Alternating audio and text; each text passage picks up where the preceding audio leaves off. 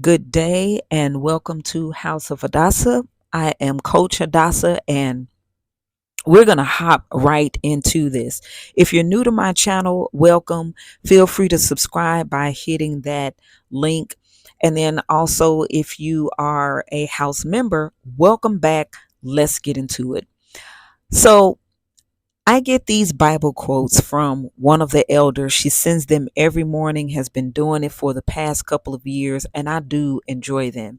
But this one right here stuck out to me, and we're getting into why that is. So I'm going to read it. It's from Isaiah 40, chapter 40, verse 31. But those who wait for Yahweh will renew their strength. They will mount up with wings like eagles. They will run and not be weary. They will walk and not faint. And as you can see in the background, there's snow, there's the trees. The trees doesn't have leaves on them. It's winter, right? It's winter. So what does this have to do with anything, right? What does it have the winter background have to do with those who wait for Yahweh? Well, what it brought to my remembrance is, as you can see, we're going on this Star Walk app, right? There's one that says Night Sky and Star Walk. I have both of these here, um, really for a witness. Okay, so I'm going to click on this one first because I just want to show. Let's see if it's going to come up. All right, so boom, there we go. This one is a little. This one is a little busy. All right. And as you can see Saturn there, right in the constellation of Aquarius. You know, you got a little CD right there. All of these stars, okay, and you can see the sun right there, and it is in the constellation of Sagittarius. If you, there it goes right there, right, and then you have the moon that's right there. So the moon is transiting into the constellation of Sagittarius, and you see the sun that's right there in Sagittarius. Mercury, I can click on it. It's not clicking like the others, but you see that it's in that constellation, right? Okay. So now that's one witness. Let's go here. Same thing, different app. All right. In the mouths of two or three witnesses, let the word be established. We need two or three witnesses at all times, two or three. So we just had one, and you see the stars and the constellations, and then here's another. The stars or the constellations and the sun and the moon, the luminaries. So Genesis says that Yahweh placed the sun and the moon and the stars in the heavens to keep days and times and seasons. All right. So today is January 9th, 2024. And for Western astrology, we believe that because of what we've been to, even for those who do not believe in astrology or think astrology is of the devil and witchcraft or whatever the case may be, but still, we still say something about our birthdays, and that we're Aries or Sagittarius or Capricorns or Virgos or, whatever, right? We still do all of that, but don't have any clue about the depths of it. However, those who are in the know figure that is something to it, right? Something mystical about it, right? So here's the thing. According to how Yahweh set this thing up, it is what it is. The stars, the sun, the moon, and the stars keeps days and times and seasons. Yahweh is eternal, no end or beginning on eternity or eternal. However, this is universal timing. He basically set up time, right? Or order. Okay. And if we are to wait on him, wait on Yahweh, and I want to be in his timing and now on God's timing, and we're feeling our way through his timing. However, he did give us a science. Just like we have a clock, the analog clock that used to be like in the middle of town centers, in ancient times, the sundial. The analog clock was a progression or innovation of the sundial. So when the sun would transit, or maybe, or let's just say Earth's rotation would move, then what would happen is, and then you can go into the science and astronomy and everything for that. You have the shadows that were cast. And so that's how they could tell what time it was, based on the shadows that were cast on the sundial.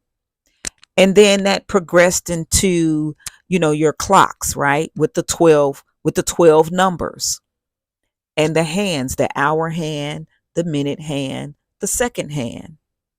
And then we went into digital. Okay. Even when you see a natal chart, anybody that has seen a natal chart before, it is a snapshot of the heavens.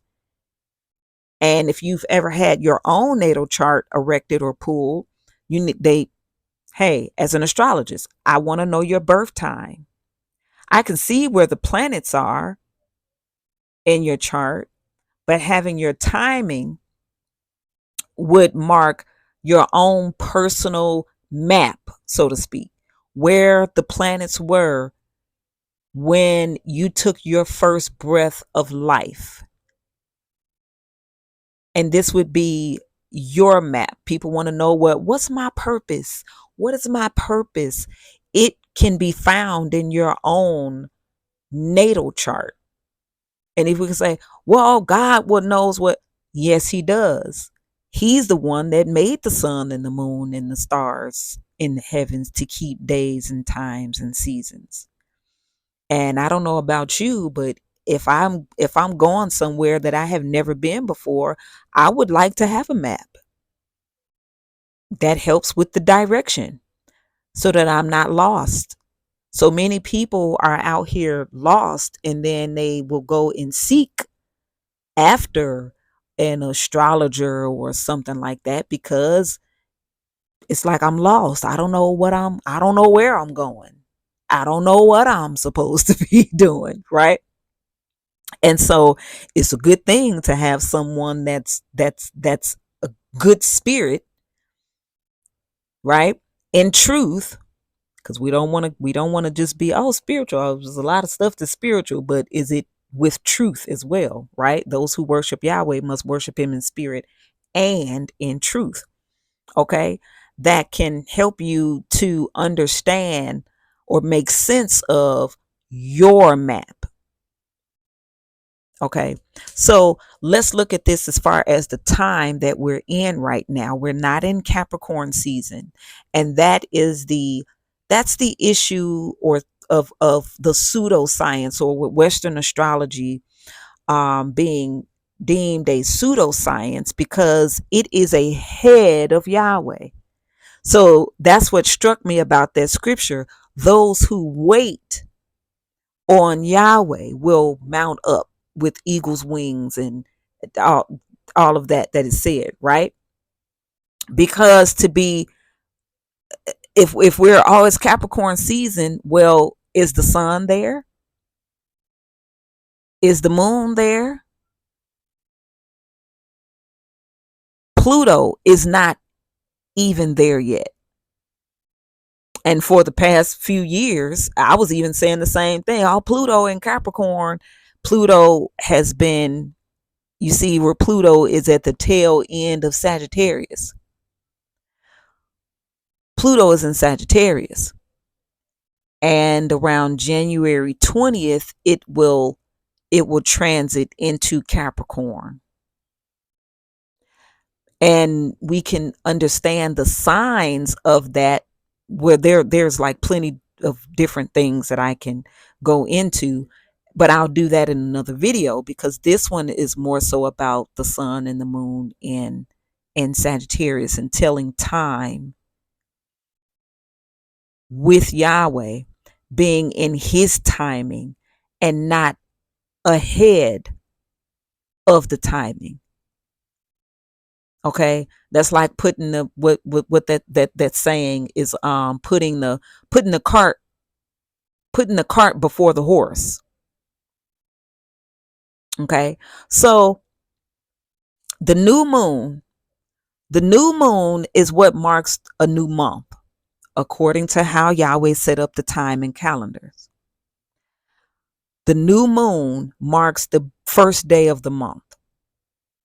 And so when the moon, as you can see the moon there, transits, and it's in an exact degree with the sun in Sagittarius, this will actually mark the beginning of the month, the first day of the month in Sagittarius. Now we can go into the scriptures and find that, right? And that's how we keep time with Yahweh. That's how we're not ahead of him. Say, oh, it's Capricorn season. No, we wait on Yahweh because he already knew. Because it said it's it's is it Jubilee? It's in the book of Jubilee. In the book of Jubilee, it talks all about time. It even gives the time, and each month in the book of Jubilee, it gives each month and how many days are in each month. Now that's the question. Why isn't the book of Jubilee in the Canaanized version of the Bible? So that's the reason why there are many people who just, they're not believers, and although they haven't even read the entire um Canaanized version of the Bible at least 3 times. I'll say at least a minimum of 3 times, because if you did that, you would questions come up. I'll say the first 2 questions that came up for me was, wait, it mentions these 2 books. It mentions that Enoch wrote a book. It mentions that there's a book of Jasher. Why aren't those books with this? And where do I find them so I can read them? That's a true seeker. Asking you shall receive. Because when I asked those questions, I received those 2 books. And when I read those 2 books, I had a heck of a lot more understanding. And those 2 books led me to the other books, the book of Jubilee,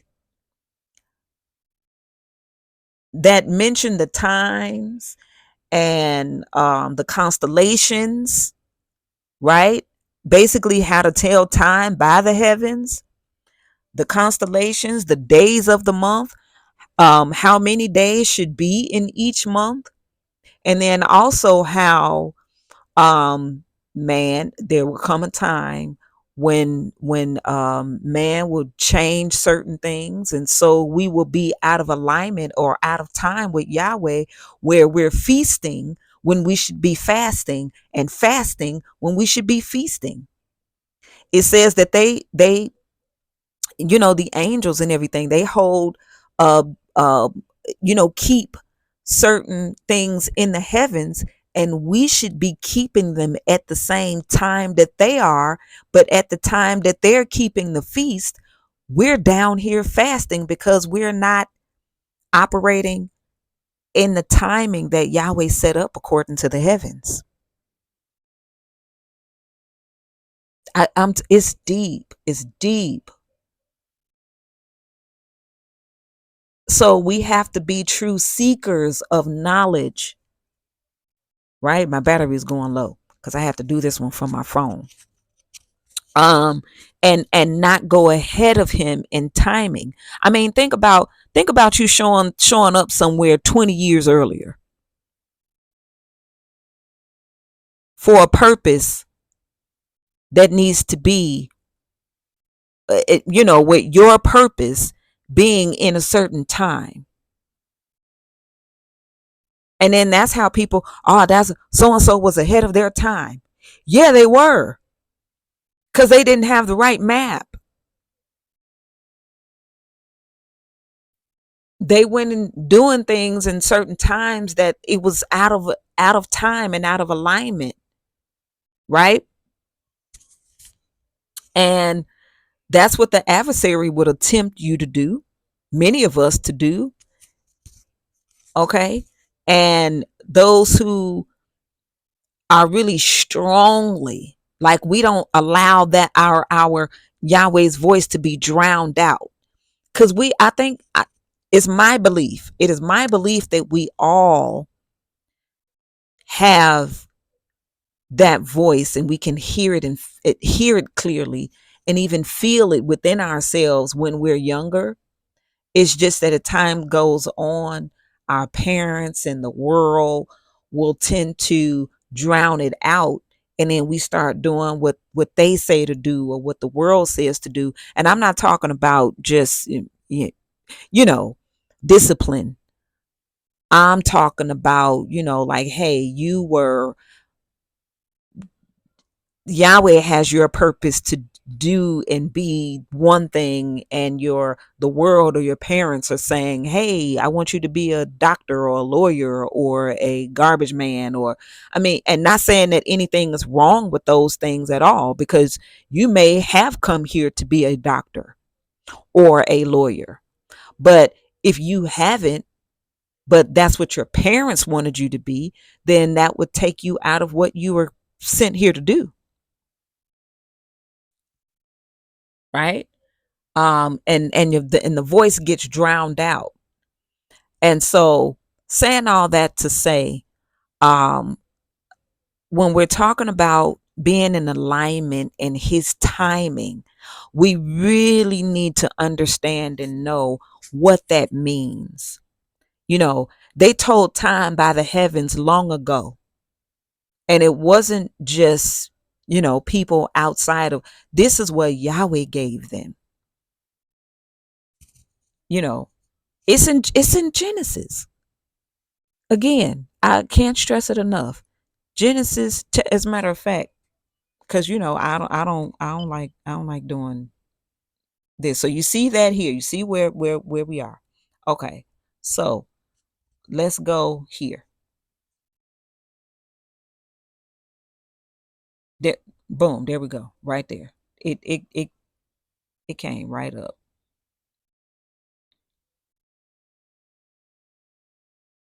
Okay, let's go to it.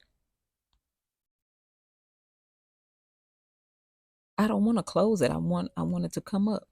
Okay, never mind. Let me let me let me go.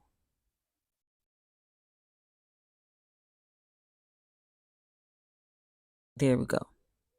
All right. And Elohim said, and this is why I say Elohim. If you click on that, boom, Hebrew, Elohim. Okay. And Elohim said, let there be lights in the firmament of the heaven to divide the day from the night, and let them be for signs, Sagittarius, the sign, and for seasons, and for days and years, and let them be for lights in the firmament of the heaven to give light upon the earth. And it was so. And Elohim made two great lights, the greater light to rule the day, and the lesser light to rule the night. He made the stars also. And Elohim set them in the firmament of the heaven to give light upon the earth and to rule. That's why in astrology we talk about the rulers, right? And to rule or measure. When you rule, you measure to rule over the day and over the night, and to divide the light from the darkness. And Elohim saw that it was good. He didn't say it was bad. He didn't say it was evil. He didn't say it was, he said that it was good. And the evening and the morning were the fourth day. So he did all of that the fourth day, and it was good. Nothing evil about it, right? So this is how we can tell time by the heavens, what season that we're in. We're in Sagittarius season, and this is a season that transits. It's a transition nary period between fall and winter. That's the reason why we have fall like weather, and then winter like weather, and fall like weather, and then winter like weather, because it's an adjustment period. It helps us to adjust. And usually when you're dealing with a, Sagittarius, a Gemini, a Virgo, or a Pisces, you know, they're not unstable. Right? It's just it can adjust or adapt to the environment. Okay? That's an adjustment or an adaptation to the environment, the people. We read the room. You hear I say we, right? My moon is Pisces. Sidereally, or according to the heavens, I am a Pisces sun and a Pisces moon. According to Western astrology, I'm a Pisces moon and an Aries. But I could read the room. I could read the room. I can adapt. I feel emotions. I feel the environment. I feel it. I can, and I did not allow voices or anything else to drown that out. Right? So we feel and we can adapt. This is an adaptation period. We have snow outside. Okay? Because we're going into winter season. The adaptation is moving from fall season into winter season.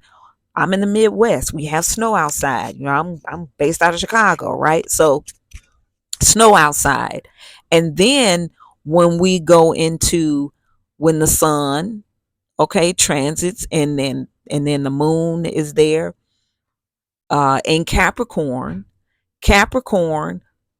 like Aries, Capricorn, Libra, and Cancer are cardinal signs, which initiates. They initiate the new season, or they start off, right? They're starters. They start off the new season. So Capricorn initiates or starts off the new winter season. Okay?